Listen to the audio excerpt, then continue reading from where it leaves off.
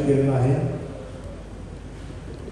आपण आज वेळात वेळ काढून इकडे आला, पाऊस असताना सुद्धा आपलं सगळ्यांचं मनापासून धन्यवाद. आता आपण थोड्याच वेळात प्रेझेंटेशनला सुरुवात करूया. तरी आपले पेशन्स, पाऊस याबद्दल सगळ्यांच्या मनापासून आभार. Thank you all. मी आमच्या कंपनीचे डायरेक्टर आनंद जोशी सरांना विनंती करतो की त्यांनी आपलं प्रेझेंटेशन सुरू करायचं. सगळ्यांनी आपले प्रॉडक्ट बघितले, वेळ आहे म्हणून सगळ्यांनी बघितलेलं आहे. अजूनही नंतर प्रेझेंटेशन आपल्याला अजून बघा, काय माहिती हवी असेल तर ते पण घ्या. ओके, सरांना विनंती करतो. यास धन्यवाद बोलसे. नमस्कार. आणि सगळेजण इथं आला पावसामध्ये एवढ्या, त्यामुळे अतिशय धन्यवाद तुम्हाला की तुम्ही सगळेजण वेळ काढून आलात एवढ्या पावसामध्ये. आता मी एक आमच्या कंपनीची माहिती देणार आहे तुम्हाला. काही शंका असेल, काही वाटलं, काही डाऊट वाटला तर जरूर विचारा. हा काही वन-वे असा नसतो, आपल्याला इंटरॅक्शन करायचं आहे, त्यामुळे आपण हे करू शकतो. काही प्रश्न असतील तर जरूर विचारा जरा. आपण नंतरही म्हणजे कार्यक्रम झाल्यानंतरही बोलू शकतो. तर माणिक इंजिनियर्स ही एक 1978 साली चालू केलेली कंपनी आणि चिमरपुरी सरांनी चालू केलेली गाडी.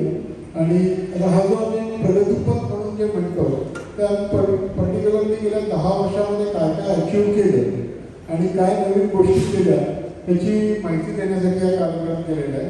आणि इन्व्हिटेशन आपल्याला सगळ्यांना दिलेलंच होतं. तर एक मी तुम्हाला माहिती द्यायला सुरुवात करतो काय काय आहे ते. की माणिक ग्रुपमधला आमचा भाग आहे आणि साधारणपणे आम्ही रेफ्रिजरेशन कंट्रोल्स, वॉल्स, डस्ट कलेक्टरमध्ये लागणारे टायमर्स, वॉल्स आणि स्पेशलाइज इक्विपमेंट जसे heat pipe exchanger, desuperheaters, adiabatic retrofitting devices वगैरे बनवतो. आणि जवळजवळ 130 लोक आता आमच्याकडे काम करतात. आणि ही कंपनीमध्ये सगळे OEM सप्लायर्स जे आपल्या भारतातले जे OEM प्रोफेशनल कॉन्ट्रॅक्टर्स आहेत त्यांना आम्ही सप्लाय करतो. आम्ही वेगवेगळ्या ट्रॅक्टर्सना एंड युजर्सही आता भरपूर डायरेक्टली विकत घेतात आणि एक्सपोर्टही आम्ही भरपूर प्रमाणात करतो. आमचं पुण्यामध्ये मॅन्युफॅक्चरिंग आहे. साधारणपणे 20,000 स्क्वेअर फुटाची जागा आहे आणि पुढच्या महिन्यामध्ये जुलै एंडपर्यंत आमची नवीन फॅक्टरी पण चालू होईल. तिच्यामध्ये आणखी 18,000 स्क्वेअर फुटाची जागा ॲड आहे. हे सगळं पुणे शहरामध्ये आहे आणि इथं क्वालिटी प्रोसिजर सगळ्या केल्या जातात. मी तुम्हाला सांगेन आम्ही कुठले कुठले क्वालिटी सर्टिफिकेट्स अरेंज केलेले आहेत. कस्टमरला जेवढा सपोर्ट देता येईल आणि जेवढ्या त्या प्लांटची काळजी घेता येईल ते करण्याचा आम्ही प्रयत्न करतो. तर मुख्यतः जे करतो बनवतो त्याच्यासाठी सॉलिडवर्क नावाचं सॉफ्टवेअर वापरतो. या सॉफ्टवेअरमधनं आपल्या प्रत्येक प्रॉडक्टचं कास्टिंग आहे, त्याचं स्ट्रेंथ अनालिसिस, त्याचं डिफॉर्मेशन अनालिसिस, हे वेगवेगळ्या प्रकारच्या टेस्ट आपल्याकडनं केल्या जातात. त्यामुळे काय होतं की जे आपण कास्टिंग बनवणार आहोत किंवा जो प्रॉडक्ट आपण बनवणार आहोत त्याचं फेल्युअर होणार नाही ना, काही कारणामुळे तो फुटणार नाही ना, असे काही सेन्सेस आपण जर आपण बघितलेलं भारतात झालेले आहेत की काही वॉल फुटून गेले, त्यातनं अमोनिया लीक झाला वगैरे, असं काही होऊ नये ह्याच्यासाठी आपण या सॉफ्टवेअरमधनं हे सगळे वॉल्सचं टेस्टिंग केलेलं असतं. आणि त्याप्रमाणे मग कुठे वीकनेस आहे का, त्या कुठल्या पार्टमध्ये प्रेशर वाढल्यामुळे काही गडबड होणार आहे का, हे कळण्यासाठी हे आपण सॉफ्टवेअर वापरतो. तसंच आपण जे आता आपल्या कुठलेही वॉल म्हणजे काय असतं, त्याच्यात आपला अमोनिया लिक्विड किंवा गॅसचा फ्लो होतो, तर तो व्यवस्थित होतो की नाही, त्याच्यामध्ये आतमध्ये काही टर्ब्युलन्स तयार होतोय का, काही प्रेशर ड्रॉप होत आहेत का, हे होऊ नये हे कळण्यासाठी आपण CFD अनालिसिस प्रत्येक वॉलचं करतो. त्यामुळे आपल्या वॉलमधनं आपण ज्यावेळी रेटेड कॅपॅसिटी सांगतो की हा वॉल या प्रेशर ड्रॉपला एवढी कॅपॅसिटी दिली ही 100% मिळते. हे सगळे असे इनहाऊस सॉफ्टवेअर्स आपल्याकडे आहेत, लायसन्स कॉपीज आहेत आणि या सगळ्या कॉपीजमधनं आपण पूर्णपणे आपण हे सगळे प्रॉडक्ट्स आपले करतो. आता हे कसं, हे गेल्या आपण 6-7 वर्षामध्ये डेव्हलप केले. तो प्रश्न असा पडतो की जुन्या प्रॉडक्टचं काय आलं, तर आपण जुने प्रॉडक्ट सुद्धा या सॉफ्टवेअरमध्ये घालून त्याच्यासाठी लागणारे मॉडिफिकेशन्स केलेले आहेत. त्यामुळे जे पूर्वीचे आपले प्रॉडक्ट्स 28 बार प्रेशरसाठी रेटेड होते ते आता आपण डिझाईन मॉडिफाय केलं आणि 55 बारसाठी केले. कंटिन्युअस चालू असते आपली प्रोसेस. पण हे मुख्यतः आता जसं जग बदलत जातं, आपण पूर्वी मॅन्युअली डेव्हलपमेंट करायचो, तसं आता आपण हे सॉफ्टवेअरमधनं सगळी डेव्हलपमेंट करतो. आणि ज्या सगळ्या मल्टीनॅशनल कंपन्या जे सॉफ्टवेअर वापरतात ते सॉफ्टवेअर आपण भारतामध्ये वापरतो. आपल्याकडे टेस्ट बेंच आहे, आपलं रेग्युलर टेस्टिंग केलं जातं. तर आपले जे स्टीलचे स्टॉप वॉल्स आहेत त्याचं वर्किंग प्रेशर 55 बार आहे आणि म्हणून टेस्ट प्रेशर त्याचं 80 बार आहे. प्रत्येक वॉलचं कास्टिंग 80 बारला चेक केलं जातं.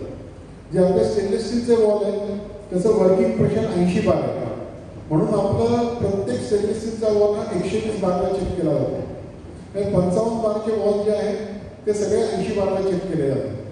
आपलं जसं आपल्याला माहिती आहे की आपलं वर्किंग प्रेशर हे 15 बार असतं मॅक्झिमम आणि 21 बार आपण टेस्ट प्रेशर म्हणतो. त्याच्यापेक्षा खूप जास्त प्रेशरला आम्ही हे वॉल केलेले आहे. आणि याचं कारण असं आहे की हे ISO स्टँडर्ड प्रमाणे केलेले आहे.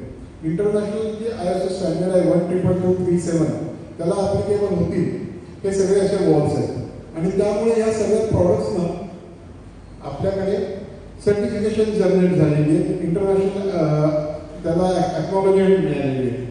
आपली सेल्स टीम, मार्केटिंग टीम जी आहे ती तुम्हाला जर काही मदत लागत असेल, डिझाईन, इंजिनिअरिंग, तुमच्या प्रोजेक्टमध्ये मॉडिफिकेशन करायचं आहे, मॉडिफाय रिकॉस्टिंग करायचं आहे, त्यासाठी तुम्हाला पूर्णपणे टेक्निकल सपोर्ट देऊ शकते. आता आपण CE/PD सर्टिफिकेशन स्पानिंगच्या प्रॉडक्टचं केलेले आहे. CE म्हणजे काय असतं? ते युरोपियन सर्टिफिकेशन आहे. हे तुमच्या प्रॉडक्टच्या क्वालिटीसाठी दिलं जातं. आणि PED म्हणजे प्रेशर इक्विपमेंट डिरेक्टिव्ह. तर जे प्रेशर रेटेड आपले वॉल्स आहेत त्याच्यासाठी जे त्याप्रमाणे आपले वॉल डिझाईन झालेत की नाही आणि त्याप्रमाणे आपले वॉल त्या प्रेशरला टेस्ट केले होतात की नाही, चालतात की नाही, हे जे डायरेक्टिव्हमध्ये चेक केलं जातं. हे मुख्यतः युरोप, UK मध्ये हे सर्टिफिकेट जास्त वापरली जातात. तर याप्रमाणे आपली सगळी वॉल सर्टिफिकेट्स आहेत. आणि आपली सगळी सर्टिफिकेट जी आहे ती मॉड्यूल 1 साठी आहे. त्याच्यामध्ये मॉड्यूल D, मॉड्यूल, तुम्ही जर बघितलं तर मॉड्यूल D, मॉड्यूल F वगैरे असे वेगवेगळे प्रकार असतात, EC. तर मॉड्यूल H हा मॉड्यूल H हे सगळ्यात हायेस्ट आहे. मॉड्यूल H मध्ये काय असतं? डिझाईन आणि मॅन्युफॅक्चरिंग या दोन्हीच्या क्वालिटी कंट्रोलचा सर्टिफिकेशन असतं. आता हे बऱ्याच वेळेला लोक सांगत नाही. काही मॅन्युफॅक्चरर्स आहेत तर ते पण सांगतात आमचं CE/PD सर्टिफिकेट आहे, पण त्यांचं मॉड्यूल D आहे. मॉड्यूल D म्हणजे काय? त्यांचा फक्त क्वालिटी कंट्रोलसाठी आहे, डिझाईनसाठी नाहीच आहे. प्रॉडक्टच्या डिझाईनच सर्टिफाईड नसेल तर आपण क्वालिटी काय देणार? पण असं आहे. त्याप्रमाणे आपल्या कंपनीमध्ये क्वालिटी कन्सिस्टंट मेंटेन होण्यासाठी ISO सर्टिफिकेशन आहे. आणि इलेक्ट्रॉनिक कॉम्पोनंटसाठी QC सर्टिफिकेशन हे पण युरोपियन आपण घेतलेलं आहे. त्याचबरोबर आपले सगळे प्रॉडक्ट्स हे ESE अप्रूव्ड म्हणजे रशियन स्टँडर्डला अप्रूव्ड आहे. आपण भरपूर प्रोडक्ट्स रशियाला एक्सपोर्ट करतो. आणि त्याच दुसरी गोष्ट म्हणजे आपल्या वेगवेगळे प्रॉडक्ट्स आहेत त्याचं जे डिझाईन आहे त्याचं आपलं इंटेलेक्च्युअल प्रॉपर्टी ॲक्ट मध्ये गव्हर्नमेंट ऑफ इंडिया आणि युरोपियन युनियन या दोन्ही ठिकाणी रजिस्ट्रेशन आहे. जे आपल्या प्रॉडक्टचे जे लुक्स आहेत, जे डिझाईन आहे त्याचं आपण इंटेलेक्च्युअल प्रॉपर्टी डिझाईन भारतामध्ये आणि युरोपमध्ये घेतलेलं आहे. की आपली तर नवीन फॅक्टरी तयार होते. मी तुम्हाला म्हटलं तसं साधारण 18,000 स्क्वेअर फुटाची होईल. बिल्डिंगचं काम झालेलं आहे. तुम्हाला सगळ्यांना माहिती आहे पॅनलवाले किती त्रास देतात. जोड काम सोडून पडून गेले, पण आता होईल, महिन्याभरात सगळं होऊन जाईल. मेनली आपला जो एक्सपोर्ट आहे तो Australia, south east Asia, Russia, African countries आणि ह्या भागामध्ये सगळ्यात जास्त आहे. आपले काही प्रॉडक्ट्स आहेत ते NATO नेव्हीने अप्रूव्ह केलेले. त्यामुळे NATO नेव्हीच्या रिलेटेड ज्या कंट्रीज आहेत म्हणजे UK नेव्ही, US नेव्ही किंवा इटालियन नेव्ही ह्या सगळ्यांना आपण पण आपले काही प्रॉडक्ट्स सप्लाय करतो, स्पेशल प्रॉडक्ट्स आहेत. तसंच आता हे प्रॉडक्ट प्रमोशनसाठी आपण वेगवेगळ्या इंटरनॅशनल एक्झिबिशन्समध्ये पार्टिसिपेट करतो.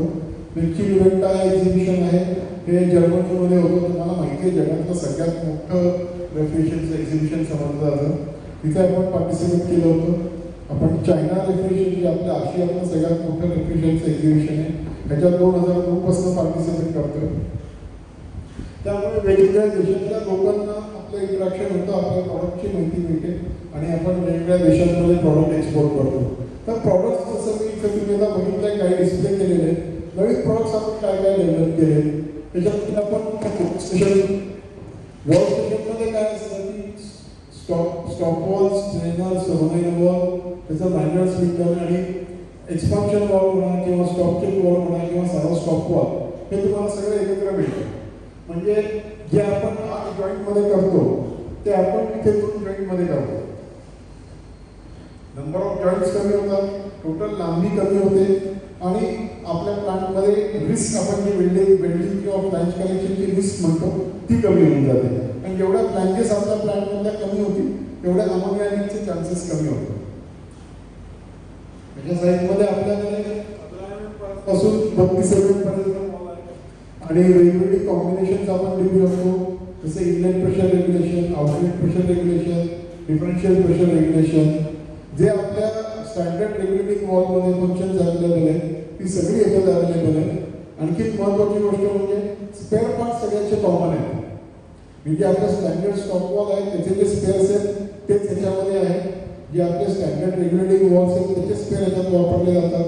ह्याचे स्पेअर्स कुठलीही एक्स्ट्रा नाही, कॉम्पोनंट कुठलीही त्याच्यामध्ये स्पेशल कॉम्पोनंट नाही की ज्याच्यामुळे ज्याला आपण स्पेअर पार्टची किंमत वॉलच्या 70% 80% होते असं काही नाही आहे.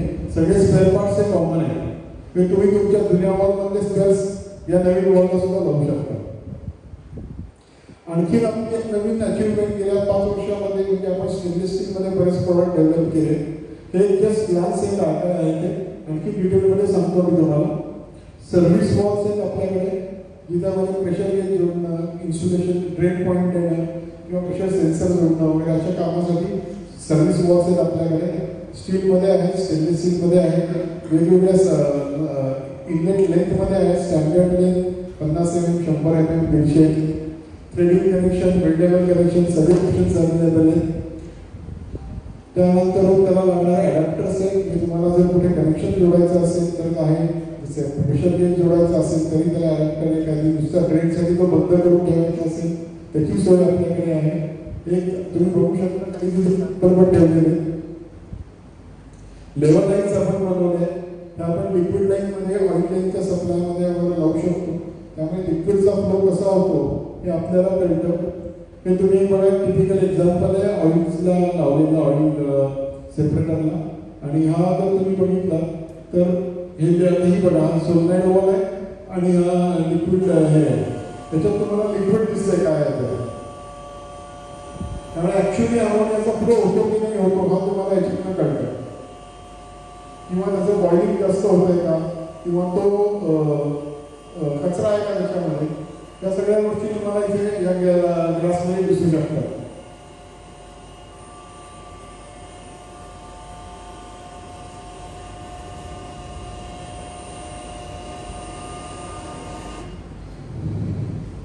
तसंच आपल्याकडे लेवल गेजेस आपण स्पेशली डिझाईन केल्यात 55 बारच्या, ज्या तुम्ही तुमच्या हाय प्रेशर रिसिव्हरला, लो प्रेशर रिसिव्हरला लावू शकता. त्यामुळे तुम्हाला लिक्विड लेवल गेज बघायला मिळते. पूर्वी आपण काचा वापरायचो, त्या काचा फुटून तिचा अमोनिया लीकचे चान्स व्हायचे किंवा अजूनही काही लेवल गेजची काच तुटली तर त्यातनं अमोनिया लीक होतो. ते होऊ नये म्हणून आपल्याकडे इथे इनबिल्ट नॉन-मेटल वॉल आहे.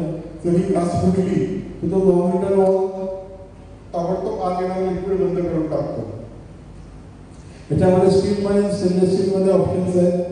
साईज तुम्हाला अगदी 150 mm पासून 2400 mm पर्यंत आपण देऊ शकतो. स्पेशल बोरोसिलिकेट ग्लासेस आपण वापरतो त्याच्यासाठी.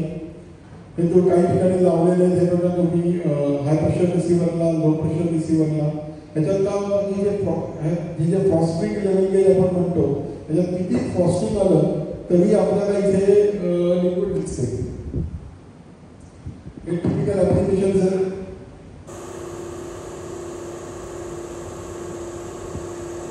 लिक्विड तुम्हाला बॉईल होताना त्याच्यामध्ये दिसेल. त्यामुळे ॲक्च्युअल लिक्विड तुम्हाला बघायला मिळतं. मग ऑइल जर जास्त साठला असेल तर ते पण कळतं. इलेक्ट्रॉनिक एक्सपान्शन वॉल आहे. आपण ज्या छोटे DH सिस्टम्स करत असतो त्याला थर्मोस्टॅटिक एक्सपान्शन वॉल लावला त्याला डेल्टा टी जास्त असतो आणि पॉवर कन्झम्पशन जास्त होतं. त्याच्यामध्ये ऑइल आला अमोनिया लाईनमध्ये की तो थर्मोस्टॅटिक एक्सपान्शन वॉल नेहमी छोट होतो. तर हा आपला इलेक्ट्रॉनिक एक्सपान्शन वॉल आणि याचा कंट्रोलर आहे. हा बरोबर 2 किंवा 3 डिग्रीचा डेल्टा टी आपण सुपर हिट म्हणा आपण ती मेंटेन करतो. त्यामुळे कमी डेल्टा टीमध्ये प्लांट चालल्यामुळे आपल्याला पॉवर कन्झम्पशन कमी लागतं.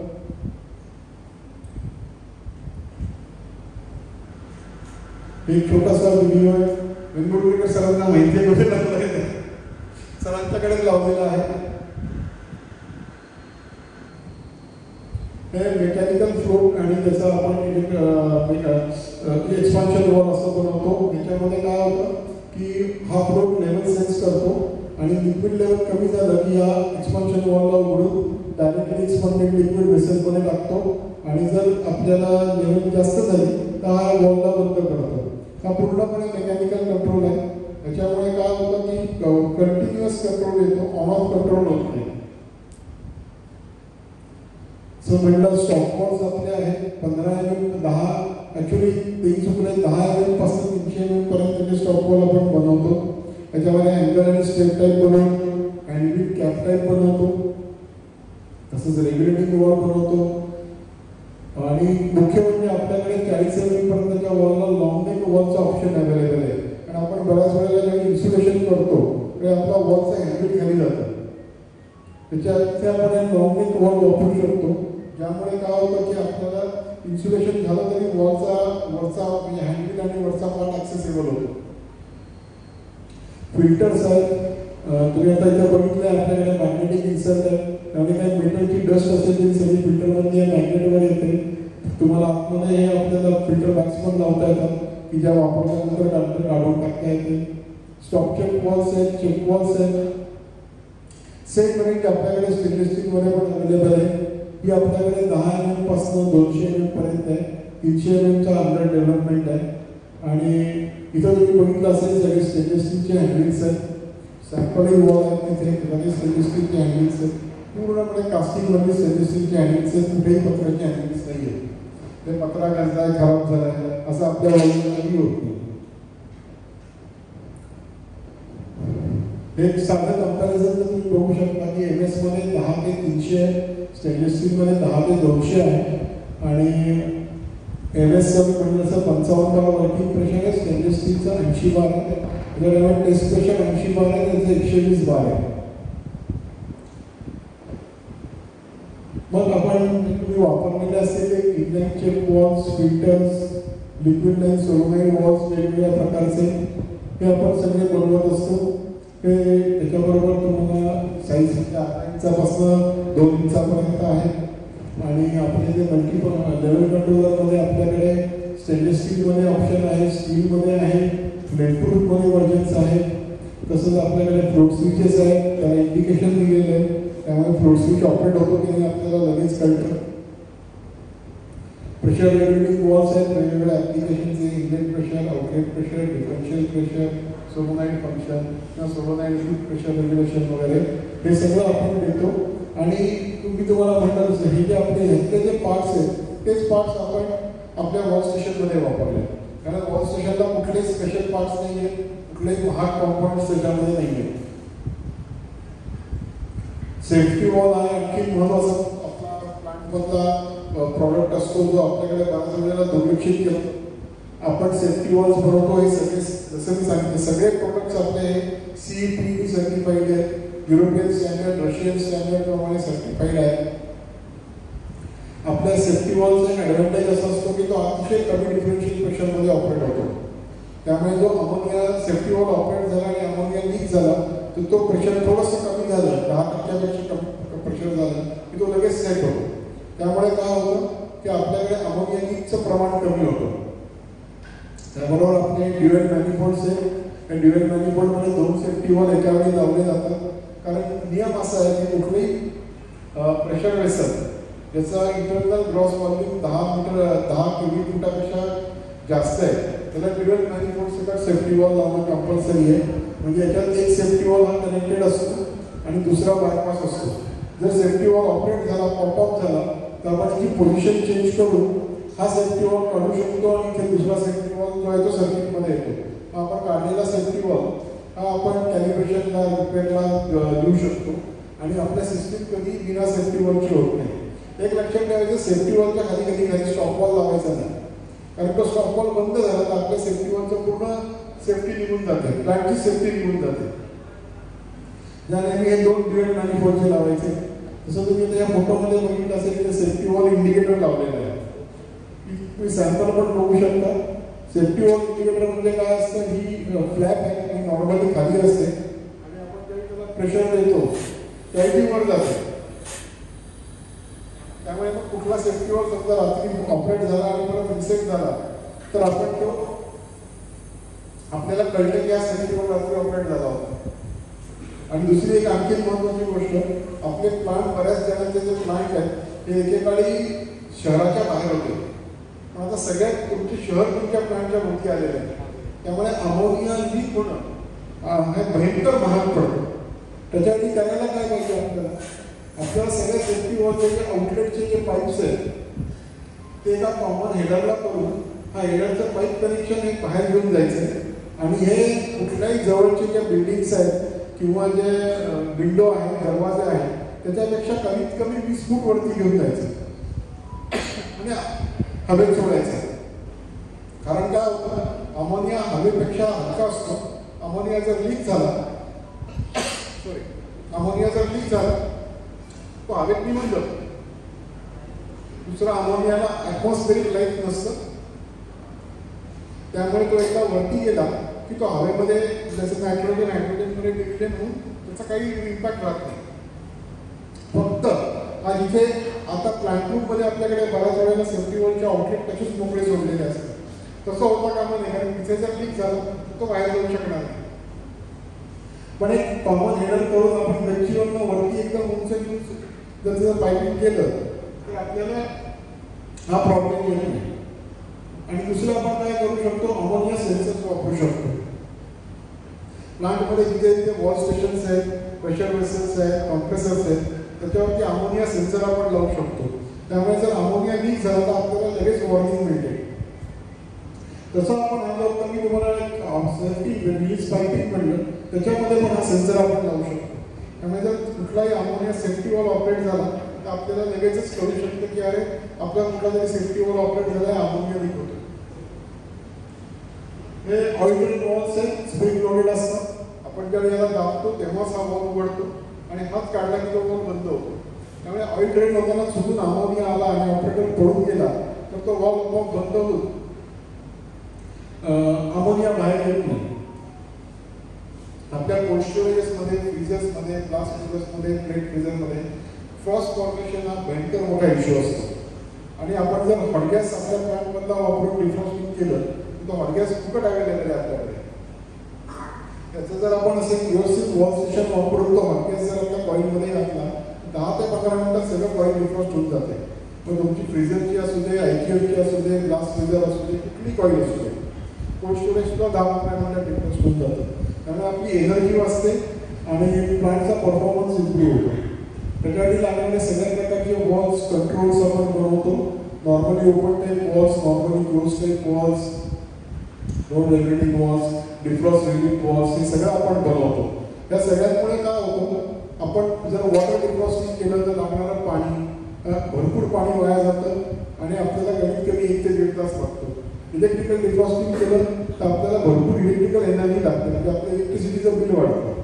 पण तेच जर आपण हॉट गॅस डिफ्रॉस्टिंग केलं तर हॉट गॅस हा पूर्णपणे फ्री आहे आपल्याकडे.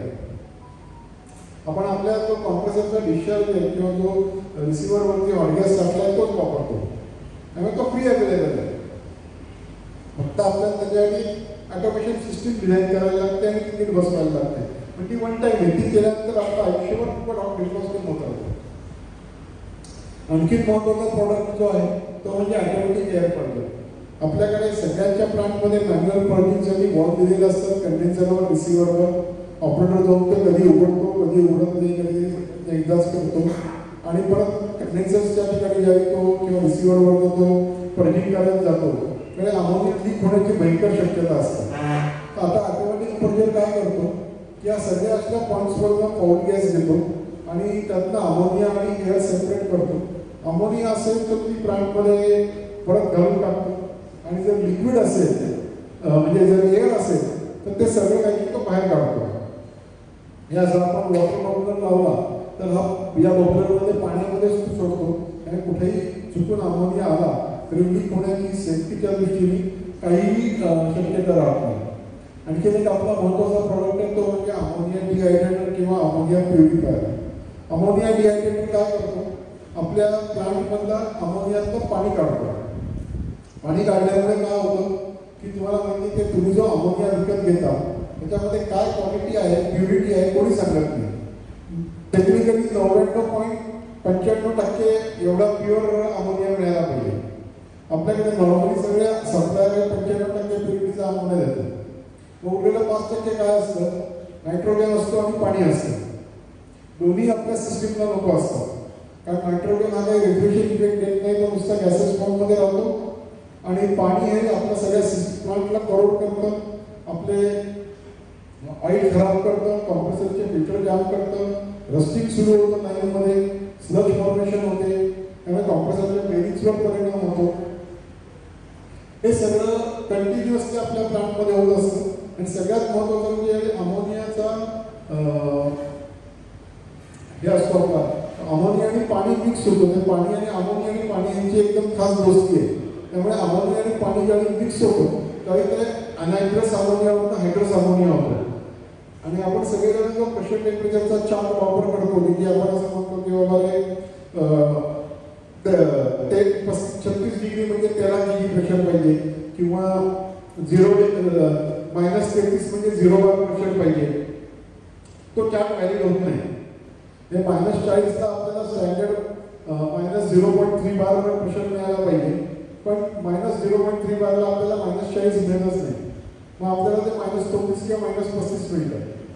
-40 हवा असेल तर आपल्याला कॉम्प्रेसर सक्शन प्रेशर कमी सेक्शनला चालवायला लागतो किंवा आपल्याला आणखी एक कॉम्प्रेसर चालवायला लागतो. हे रेग्युलेशन कॅपॅसिटी ॲड करायला लागते किंवा मग टेम्परेचर मिळून त्याचं कॉम्प्रोमाइज करायला लागतं. तर हे सगळं होऊ नये आपल्या प्लॅनमध्ये, म्हणून हा अमोनिया डिहायड्रेटेड अमोनिया प्युरिफायर लावायचा. हा काय करतो तर संपूर्ण अमोनियातलं पाणी कंटिन्युअसली बाहेर काढतो. हा ऑनलाईन काम करत असतो आणि तो कंटिन्युअसली पाणी काढतो. तर तुम्ही बघा इथे एअर निघते या पर्जन आणि सगळी बबल होती.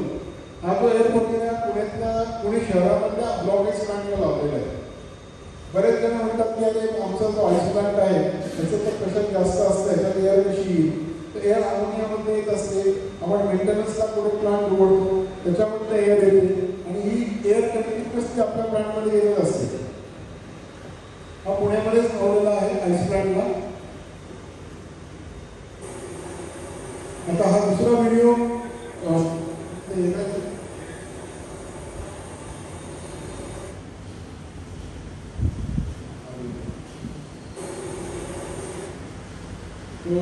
तो व्हिडिओ तो अमोनिया डिहायड्रेटरमधलं कसं पाणी निघतं त्याचा व्हिडिओ होता.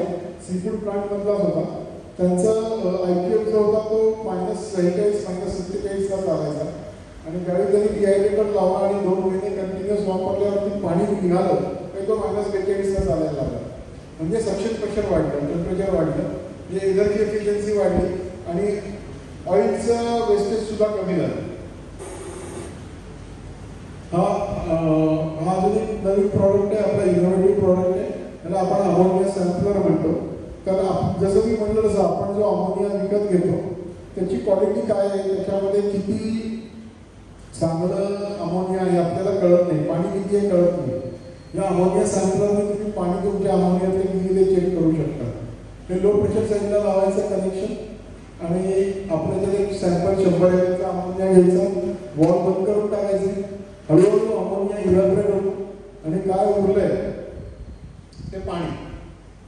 त्याची आपली छान एक ट्यूब येतं बँक येते ॲल्युमिनियमची, त्यामुळे तुम्हाला एक घेतलं तुम्ही वेगवेगळ्या प्लांटमध्ये वापरू शकता.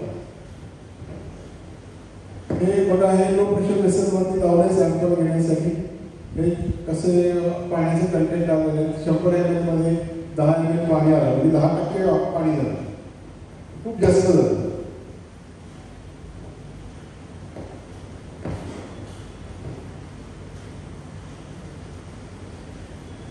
आणि मर्स नावाची जी कंपनी सगळ्यात मोठी जगातली शिपिंग मधली कंपनी त्यांच्या प्लांटमध्ये आपण हे लावलं होतं. टेस्टिंगसाठी त्यांनी लावलं आणि हा अमोनिया चेक केला. साधारणपणे त्याला 6% पाणी सापडलं. 20,000 मेट्रिक टनाचं कोल्ड स्टोरेज आहे -20चं चेन्नई काय.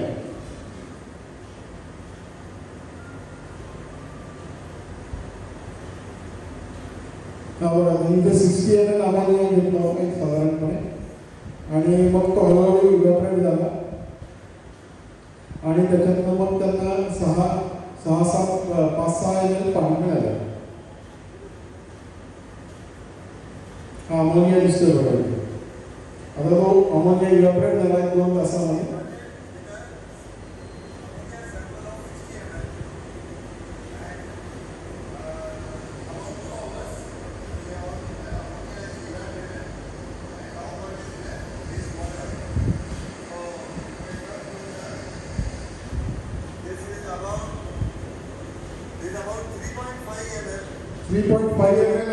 त्यांना पाणी मिळालं 7 ml अमोनियामधून. On a sample of 60 ml, so that we can conclude it's about 7 to 8% of the concentration is water. So multiplied by the ammonia charge, we get total amount of water in the system, reducing the efficiency, increasing the wear and tear. त्याच्याबरोबर जसं मी मगाशी म्हटलं तसं आपण वेगवेगळ्या प्रकारचे energy saving equipment बनवतो, डिसिपल्टर बनवतो. आपल्या आता काय असतं की आपला जो कॉम्प्रेसरचा डिस्चार्ज आहे, रेसिप्रोकेटिंग कॉम्प्रेसर असेल तर साधारणपणे 100-110 डिग्री असतात आणि ते आपल्या कंडेन्सरमध्ये आपण रिजेक्ट करतो. तर आपला हा जो डिसिपरेटर आहे ट्यूबिंग ट्यूब टाईप असतो, याच्यामध्ये कुठलीही गॅस्केट नाही आहे, त्याच्यामध्ये कुठलीही शेल साईज नाही, काही नाही. त्याच्या इनरमोस्ट ट्यूबला पाणी असतं आणि आउटरमोस्ट ट्यूबमधनं अमोनिया असतो. त्यामुळे साधारणपणे 30 डिग्रीच्या पाण्यापासून आपण 7 डिग्रीचं पाणी जनरेट करू शकतो. ते आपल्याकडे फ्री आहे. ही हीट आपण आता कंडेन्सरमध्ये रिजेक्ट करतो, त्यातलीच थोडी हीट वापरून आपण हे हॉट वॉटर जनरेट करतो. आणि ह्याला कुठलीही गॅस्केट नसल्यामुळे, कुठलेही रोटेटिंग पार्ट नसल्यामुळे ह्याच्यामध्ये काहीही डॅमेज होत नाही, काहीही लिकेज होत नाही, कधीही गॅस्केट बदलायला लागत नाही. आणि याच्यामध्ये सर्वात महत्त्वाचं काय, ज्याला आपण मागच्या बाजूने प्लग दिलेले वॉटर साईडला, आपण वॉटर सप्लाय बंद करून सगळ्या टीम्स ऑनलाईन क्लीन करू शकतो, कुठलाही रेफ्रिजरेशन प्लांट बंद न करता. हीट पाईप हीट एक्सचेंजर्स आपण बनवतो वेगवेगळ्या ॲप्लिकेशनला. 0 पासून 600 डिग्रीपर्यंत. जे समजा बॉर्डरचा एक्झॉस्ट आहे 400 डिग्रीचा आणि आपण एअर 30 डिग्रीची घेतो, तर आपण तो 400 डिग्रीचा एक्झॉस्ट 200 डिग्रीला खाली आणून जी एअर जी आपली 30 डिग्रीची जाते ती आपण 200 डिग्रीची गरम करतो आणि आपल्याला लागणारं फ्युएल कन्झम्पशन कमी होतं. ॲडियाबॅटिक कुलिंग सिस्टीम एक आपल्या ॲडिशनल रेट्रोफिटिंग एअरकूल कंडेन्सर असतात, त्याच्यावरती आपण ही रेंज लावतो आणि वॉटरची जी लिस्ट आहे ती स्प्रिंकल करतो. त्यामुळे काय होतं की जी येणारी एअर आहे ती त्या पाण्याला इव्हॅपरेट करते लिस्टला आणि एअरचं टेम्परेचर 7 ते 8 डिग्रीनी कमी होतं. त्यामुळे आपला कंडेन्सर जो 55 डिग्रीला चालतो तो 45 डिग्रीला चालायला लागतो आणि एअरकूल कंडेन्सरची एअरकूल रेफ्रिजरेशन सिस्टीमची एफिशियन्सी वाढते आणि त्याचबरोबर एनर्जी कन्झम्पशन कमी होतं. हे मुख्यतः आपल्या इंटरनॅशनल मार्केटसाठी आपण रिप्लेसमेंट कॉम्प्रेसरचे पार्ट्स बनवतो.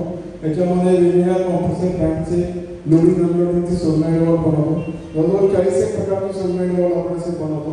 हे कॉम्प्रेसरला रिप्लेसमेंट पार्ट्स म्हणून वापरले जातात.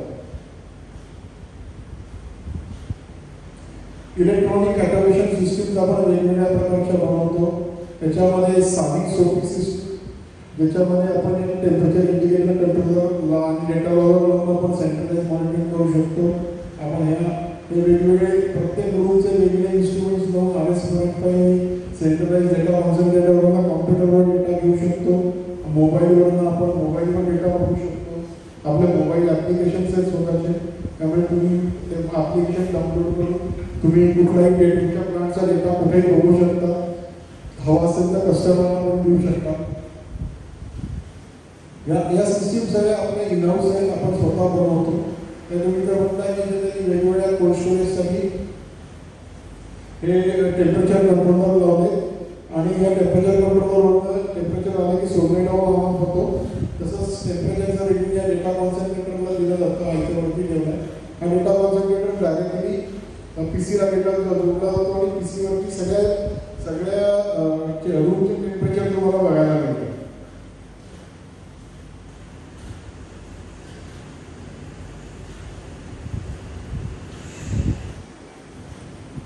मग तुम्ही एकदा PC वरती घेतले की आपण सुद्धा तुम्ही हे वेगवेगळ्या पद्धतीने करू शकता.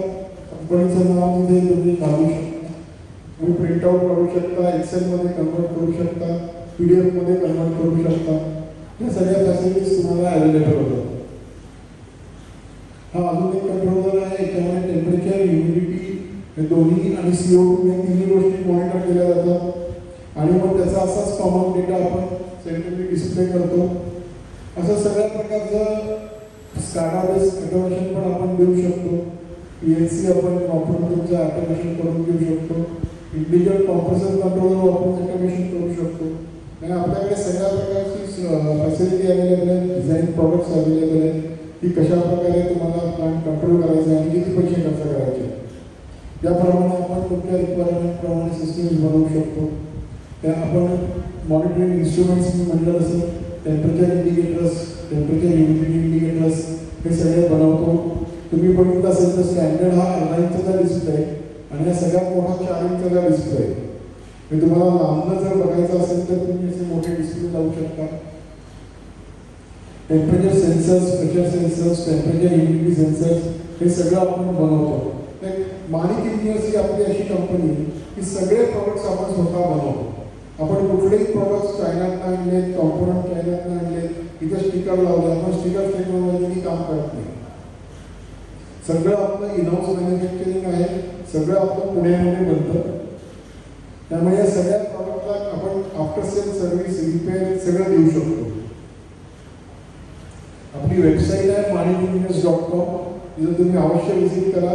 सगळे प्रॉडक्ट्स, त्याची माहिती, त्याचे कॅटलॉग्स तुम्हाला डाउनलोड करता येतील. तसंच आपलं YouTube चॅनल आहे आनंद जोशी अमोनिया न्यूट्रिशन म्हणून. YouTubeला सबस्क्राईब करा. तिथे तुम्हाला वेगवेगळ्या प्रॉडक्ट्सचे वर्किंग व्हिडिओज, वेगवेगळ्या ट्रेनिंग प्रोग्राममधले व्हिडिओ हे सगळे बघायला मिळतील. आणि आता आम्ही नवीन प्रॉडक्ट सर्व्हिस आणि मेंटेनन्सचे व्हिडिओ लवकरच अपलोड करू.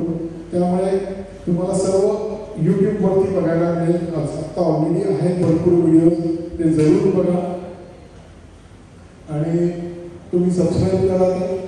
हे आपले QR कोड्स आहेत, जर तुम्ही ठेवलेले बघितले असतील, तुम्ही तो QR कोड स्कॅन केला तर पूर्णपणे डिटेल कॅटलॉग डाउनलोड करू शकता. आपले डिझाईन रजिस्ट्रेशन सर्टिफिकेट्स डाउनलोड करू शकता. कस्टमर टेस्टिमोनियल्स आहेत ते सुद्धा डाउनलोडला अवेलेबल आहे. वेबसाईटवरती पण या सगळ्या गोष्टी अवेलेबल आहेत. तुम्ही कधी वेबसाईटला व्हिजिट करून डाउनलोड करू शकता.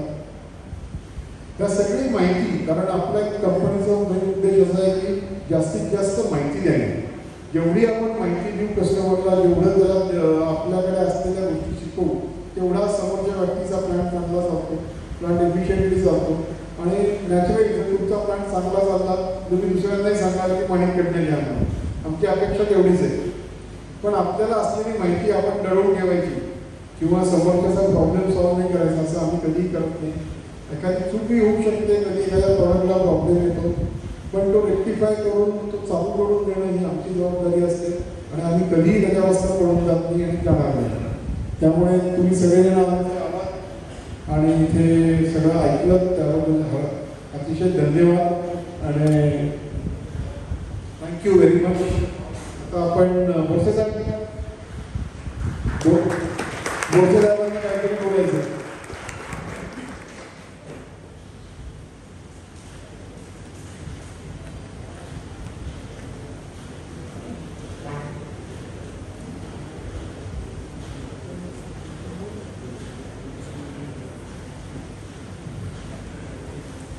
हॅलो, आता आपण सगळेजण वेळात वेळ काढून आला.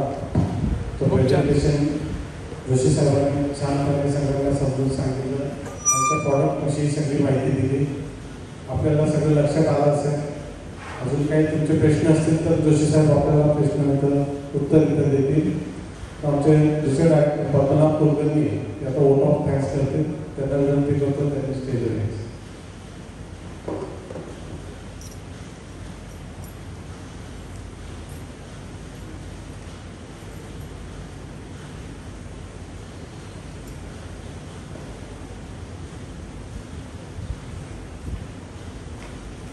नमस्कार. आपण सगळेजण इथे उपस्थित राहिला. खूप पाऊस पडत असला तरी तुम्ही सगळेजण वेळात वेळ काढून आलात, त्याच्याबद्दल मनपूर्वक आभार. आपण सगळेजण आपले कस्टमरच आहात ऑलमोस्ट.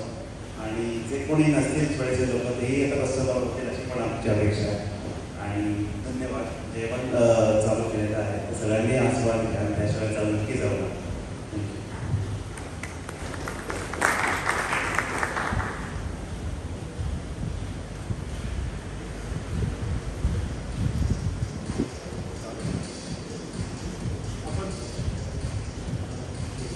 जेवण तयार आहे, सगळ्यांनी आपण जेवणाचा आस्वाद घ्यायचा आहे. ज्यांना काही प्रॉडक्ट बघायचे असतील त्यांनी बघायचे, काही प्रश्न असतील तर प्रश्न